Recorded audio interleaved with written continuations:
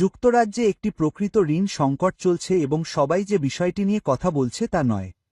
সাংবাদিক, রাজনৈতিক ভাষ্যকার, রাজনীতিবিদ এবং অবশ্যই কেন্দ্রীয় ব্যাংকাররা সকলেই এই বিষয়টি নিয়ে কথা বলছেন যে 2025 সালের সেপ্টেম্বরে যুক্তরাজ্য সরকার 20 বিলিয়ন পাউন্ডেরও বেশি ঋণ নিয়েছে তাদের পছন্দের ভাষা ঋণের পরিবর্তে, যা আমি ব্যবহার করব।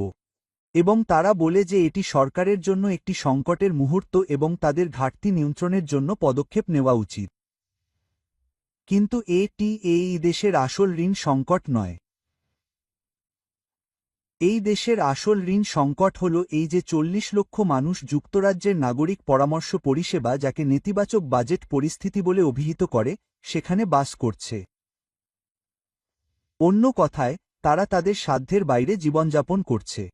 তারা জীবনের মৌলিক চাহিদা পূরণ করতে পারে না এবং মাস থেকে মাস ঋণ না নিয়ে বেঁচে থাকে। এটাই যুক্তরাজ্যের আসল ঋণ সংকট। তুলনামূলকভাবে সরকারি ঋণের কোনো মূল্য নেই।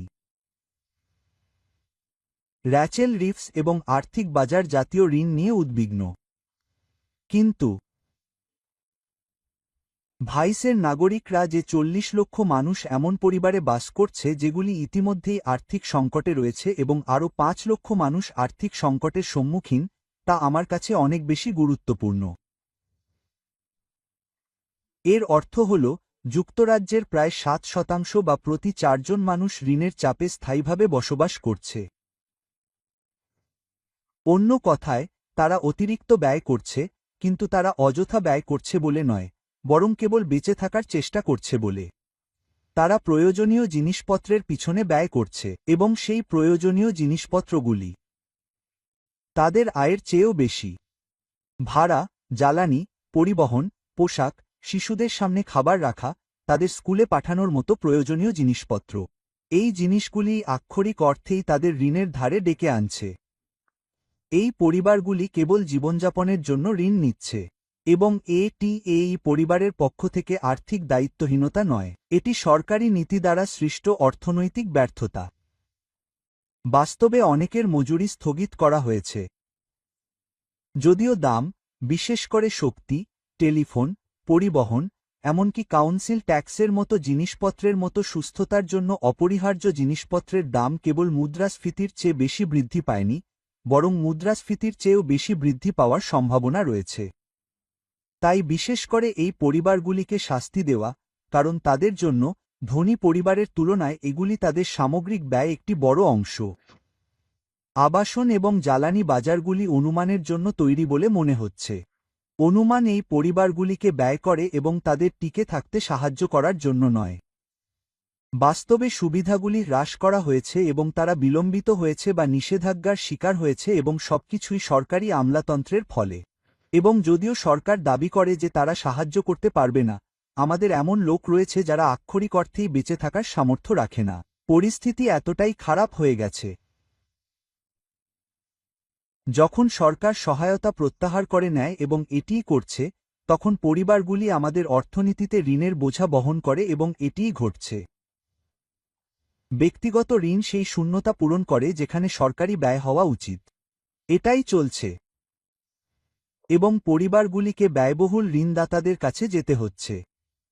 মানুষ দরজার ধারে ঋণদাতাদের মতো, যারা বছরে শত শত এবং কখনো কখনো হাজার হাজার শতাংশ পর্যন্ত সুদের হার ধার করে। আমি আমার কর্মজীবনের সময় এই লোকদের তদন্ত করেছি। তারা গভীরভাবে শোষণকারী। তাই যদিও সরকার বেশিরভাগ ক্ষেত্রে 5% এর কম সুদে ঋণ নিতে পারে, তবুও এই লোকদের এমন ঋণের কাছে বাধ্য করা হচ্ছে যা প্রায় অসাধ্য। এবং আমি আবারও বলছি, এটি কেবল তাদের মৌলিক চাহিদা মেটানোর জন্য। যদিও রাষ্ট্র তার আর্থিক শৃঙ্খলা নিয়ে গর্ব করে, এটি বিকৃত। এই দেশে মানুষ যত দরিদ্র, ট্রেজারি তার সাফল্য নিয়ে তত বেশি গর্বিত বলে মনে হয়। কিন্তু সত্য হল, সরকারি ঋণ কোনো সমস্যা নয়। জাতীয় ঋণ সম্পর্কে আমাদের একটি মিথ আছে যা কেবল টেকসই নয়। বাস্তবতা হল সরকার তথাকথিত ঋণ নেওয়ার কথা ভাবার আগেই অর্থনীতিতে অর্থ ব্যয় করেছে। প্রকৃতপক্ষে, এর ঋণ হল অর্থনীতিতে ব্যয় করা মোট পরিমাণ এবং করের মাধ্যমে ফেরত নেওয়া পরিমাণের মধ্যে পার্থক্য যা ব্যাংক অফ ইংল্যান্ড এবং অন্য কেউ তাকে প্রদান করে না এবং ঋণ কেবল সমীকরণের ভারসাম্যের মধ্যে রয়েছে। এটা আসলে ঋণ নেওয়ার মতো কিছু নয়, অতএব এটা তাদের জন্য একটা জায়গা যাদের কাছে সরকার পর্যাপ্ত কর না দেওয়ার ফলে টাকা জমা হয়েছে নিরাপদ পরিবেশে তাদের টাকা রাখার জন্য। এটা শুধু একটি সঞ্চয় অ্যাকাউন্ট, কিন্তু আসুন এটা স্পষ্ট করে বলি, এই সঞ্চয় অ্যাকাউন্টগুলি কার্যকর। এগুলো ব্যক্তিগত পেনশনের ভিত্তি, এগুলো যুক্তরাজ্যের জীবন বীমা শিল্পের ভিত্তি, এবং এটি অনেক মানুষের কাছে মূল্যবান। এগুলোই সেই ভিত্তি যার উপর ভিত্তি করে বিদেশি সরকারগুলি যুক্তরাজ্যে স্টার্লিং মুদ্রায় সঞ্চয় করতে পারে, এবং এটি আমাদের বাণিজ্যকে সহজতর করে। এটি একটি মূল্যবান কার্যকলাপ, বিশেষ করে কারণ এটি আমাদের পুরো ব্যাংকিং ব্যবস্থাকে ভিত্তি করে। তাই আমি বলছি না যে আমাদের সরকারি বন্ডের প্রয়োজন নেই, এবং আমি বলছি না যে আমাদের সরকার যে সঞ্চয় অ্যাকাউন্টগুলি প্রদান করে তা থাকা উচিত নয়, যাকে জাতীয় ঋণ বলা হয়, যাকে বেশ অনুপযুক্তভাবে বলা হয়। আমি যা বলছি তা হল, জাতীয় ঋণ সম্পর্কে কোনো সংকট নেই এবং এটি অবশ্যই প্রমাণিত হয়েছে। যদি সরকারকে 2025 সালের সেপ্টেম্বরে আরও 20 বিলিয়ন পাউন্ড ধার করতে হতো, তাহলে তা করতে কোনো সমস্যা ছিল না। সরকারের ঋণ কিনতে মানুষ সুশৃঙ্খলভাবে লাইনে দাঁড়িয়েছিল, যারা তাদের পরিবারের চাহিদা মেটাতে না পারার কারণে ঋণগ্রস্তদের সাহায্য করতে এগিয়ে আসেনি।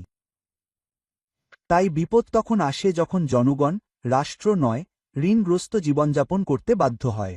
যাদের ঋণগ্রস্ত জীবনযাপন করতে হয় তারা ক্রমাগত উদ্বেগের সাথে জীবনযাপন করে। এটি ক্লান্তিকর, ধ্বংসাত্মক, সম্পূর্ণরূপে ব্যক্তিগত সুস্থতা, পারিবারিক সুস্থতা, সম্পর্কের জন্য। খাদ্য ব্যাংকগুলি স্বাভাবিক করা হচ্ছে, অনিশ্চিত জীবনযাপন এবং গৃহহীনতা বাড়ছে। ঋণ মর্যাদা, আশা এবং স্বাস্থ্য ধ্বংস করে, এবং এটি কেবল অর্থনীতিও নয়। মনে রাখবেন, কঠোরতার দ্বারা তৈরি সামাজিক অবক্ষয় ভয়ের দিকে পরিচালিত করে, এবং এটি ফ্যাসিবাদের পথ তৈরি করে। দারিদ্র্য একটি নীতি, ভাগ্য নয়। এটি সৎ রাজনীতি এবং দরিদ্রদের শাস্তি দেওয়ার মধ্যে একটি পছন্দ। সৎ রাজনীতিবিদরা বুঝতে পারবেন যে তারা যদি চান তবে তাদের অ্যাকাউন্টের ভারসাম্য বজায় রাখার জন্য অর্থনীতিতে ইতিমধ্যে ব্যয় করা অর্থ থেকে তাদের প্রয়োজনীয় তহবিল সংগ্রহ করতে পারেন, একই সাথে সম্পদশালীদের সঞ্চয়ের সুযোগ প্রদান করতে পারেন। তারা এমন ভান করবে না যে তাদের দরিদ্রদের শাস্তি দিতে হবে, কিন্তু তারা ঠিক এটাই করছে। তাদের কাপুরুষতা মানুষকে উন্নতির সুযোগ থেকে বঞ্চিত করছে এবং পরিবর্তে দরিদ্রতমদের উপর শাস্তি আরোপ করছে যারা এর জন্য অর্থ ব্যয় করতে বাধ্য হয়েছে। এটাই রাজনৈতিক পছন্দ যা চলছে। সরকার জীবনযাত্রার মজুরি তহবিল দিতে পারে, এটি সাশ্রয়ী মূল্যের আবাসন তহবিল দিতে পারে, এটি উপযুক্ত সুবিধা তহবিল দিতে পারে, এটি শিশুদের দারিদ্র্যের মধ্যে বসবাস করা থেকে বিরত রাখতে পারে, এটি পিতামাতা, বৃদ্ধ বয়সের পেনশনভোগী এবং অন্যদের অকথ্য চাপের মধ্যে জীবনযাপন করা থেকে বিরত রাখতে পারে, এবং এটি অতিরিক্ত মুনাফা কর দিতে পারে, এবং এটি রাজস্ব অর্থনীতির উপর কর দিতে পারে, এবং এটি ধনীদের কাছ থেকে অর্থ নিতে পারে যারা এমন অর্থের উপর বসে আছেন যা সমাজের জন্য কোনো উৎপাদনশীল কাজ করছে না। কিন্তু পরিবর্তে এটি মানুষের সেবা করার পরিবর্তে ঋণের মিচ চালু রেখে আর্থিক বাজারের সেবা করার সিদ্ধান্ত নেয়। ফলাফল আমাদের গণতন্ত্রের জন্য একটি সংকট। আসুন স্পষ্ট করে বলি, রাজনীতি যখন তাদের ব্যর্থ করে তখন হতাশ মানুষ চরমপন্থার দিকে ঝুঁকে পড়ে। বৈষম্য অর্থনৈতিক, সামাজিক বা রাজনৈতিক অস্থিতিশীলতাকে ইন্ধন যোগায়, এবং পরিবারগুলি ঋণে ডুবে থাকা অবস্থায় সুষম বাজেটের প্রতি আকাঙ্ক্ষা নৈতিক এবং আর্থিক অর্থহীনতা। কি করা উচিত? উত্তর স্পষ্ট, আমাদের স্বীকার করতে হবে যে আমরা যে প্রকৃত ঋণ সংকটের মুখোমুখি হচ্ছি তা ব্যক্তিগত, জাতীয় নয়। আমাদের কঠোরতা বন্ধ করা উচিত। আমাদের সমাজের সর্বনিম্ন আয়ের স্তরের লোকদের জন্য আয় সুরক্ষা নিশ্চিত করা উচিত। আমাদের বন্ড বাজারে নয়, জনসাধারণের পণ্যগুলিতে বিনিয়োগ করা উচিত, এবং সরকারি ঋণ কেবল একটি হাতিয়ার, যেখানে পারিবারিক ঋণ একটি ফাঁদ। এবং রাজনীতিবিদদের পার্থক্যটি জানতে হবে, এবং যেহেতু তারা তা করে না, তাই আমরা গভীর সমস্যায় পড়েছি, এবং এই পার্থক্যটি শেখা এখন গুরুত্বপূর্ণ। আসুন আমরা এই বিষয়ে চূড়ান্ত চিন্তা করি। যুক্তরাজ্য সরকারের ঋণ সমস্যা নেই, এর দারিদ্র্য সমস্যা রয়েছে, এর পারিবারিক ঋণ সমস্যা রয়েছে। এই দেশে 40 লক্ষ মানুষ সংকটে বাস করছে, এবং তারা সরকারের দায়িত্ব কারণ এটি তাদের সমস্যা সমাধান করতে পারে এবং এটি হবে না, এবং এটিই আমাদের আসল জাতীয় জরুরি অবস্থা। র্যাচেল রিভস যদি সত্যিই বুঝতেন তবে আর্থিক দায়িত্ব ছিল এই লোকেরা কেবল বাঁচতে পারে না বরং ভালোভাবে বাঁচতে পারে তা নিশ্চিত করা। কিন্তু আমরা তা করছি না। শ্রম আমাদের সকলকে ব্যর্থ করছে। এটি ব্যর্থ মানুষ, আমাদের সমাজ, আমাদের গণতন্ত্র, আমাদের সন্তান, আমাদের ভবিষ্যৎ, এবং এটি ফ্যাসিবাদের পথ তৈরি করছে। এবং এর কারণ হল এটি ঋণ সম্পর্কে একটি মিথ্যা গল্প চালাতে চায় যা লন্ডন শহরকে খুশি রাখতে সম্পূর্ণ মিথ্যা। এর চেয়ে দায়িত্বজ্ঞানহীন আর কিছু হতে পারে না। তাহলে আপনার কি মনে হয়? আপনি কি মনে করেন যে ব্যক্তিগত ঋণ সরকারি ঋণের চেয়ে বেশি গুরুত্বপূর্ণ? আপনি কি মনে করেন যে সরকারের ঋণ বৃদ্ধি করা উচিত যাতে নিশ্চিত করা যায় যে যেসব পরিবার বিপদের মধ্যে বাস করছে তারা আসলে যে ঝুঁকির মুখোমুখি হচ্ছে তা থেকে সুরক্ষিত থাকে? আপনি কি মনে করেন যে যুক্তরাজ্যের পরিবারগুলির মধ্যে ঋণ সংকট তাদের নিজস্ব কোনো দোষ ছাড়াই এই দেশে ফ্যাসিবাদের দিকে এগিয়ে যাওয়ার জন্য সাহায্য করছে? নাকি আপনি জানেন না? আমাদের জানান। নিচে একটি জরিপ রয়েছে। আমি আপনার বক্তব্য শুনতে আগ্রহী। এই ভিডিওটি দেখার জন্য ধন্যবাদ। যদি আপনি এটি উপভোগ করে থাকেন তাহলে দয়া করে লাইক এবং সাবস্ক্রাইব বোতামে ক্লিক করুন, কারণ তারা সত্যিই আমাদের ইউটিউবে এই কথা ছড়িয়ে দিতে সাহায্য করে। সবচেয়ে গুরুত্বপূর্ণ বিষয় হল, আপনি কি এই ভিডিওর নিচের অংশটি দেখতে পারেন যেখানে ATRO বলে? আর সেখানে তুমি আমার ব্লগের একটি লিঙ্ক পাবে। আর যদি তুমি এই ভিডিওর সাথে সম্পর্কিত ব্লগ এন্ট্রির নির্দিষ্ট লিঙ্কটি অনুসরণ করো, তাহলে তুমি এই ভিডিওর একটি ট্রান্সক্রিপ্ট এবং আরও অনেক সম্পর্কিত উপাদান পাবে, সাথে একটি চ্যাট জিপিটি প্রম্পটও পাবে যা তুমি তোমার এমপিকে এই ভিডিওর বিষয়বস্তু সম্পর্কে একটি চিঠি লিখতে ব্যবহার করতে পারো, যা তোমাকে একজন প্রচারক হিসেবে পরিণত করবে, যা করার জন্য একটি দুর্দান্ত কাজ হবে। পরিশেষে, যদি তুমি আমাদের কাজের প্রশংসা করো, তাহলে কি তুমি আমাদের অনুদান দেওয়ার কথা ভাবতে পারো? যদি তুমি তা করতে চাও, তাহলে নিচে একটি লিঙ্ক আছে, অথবা তুমি আমার ব্লগে একটি লিঙ্ক খুঁজে পেতে পারো যেখানে একটি কফি বোতাম আছে। দয়া করে আমাকে একটি কফি কিনে দাও। অনেক ধন্যবাদ এবং আমরা শীঘ্রই আবার দেখা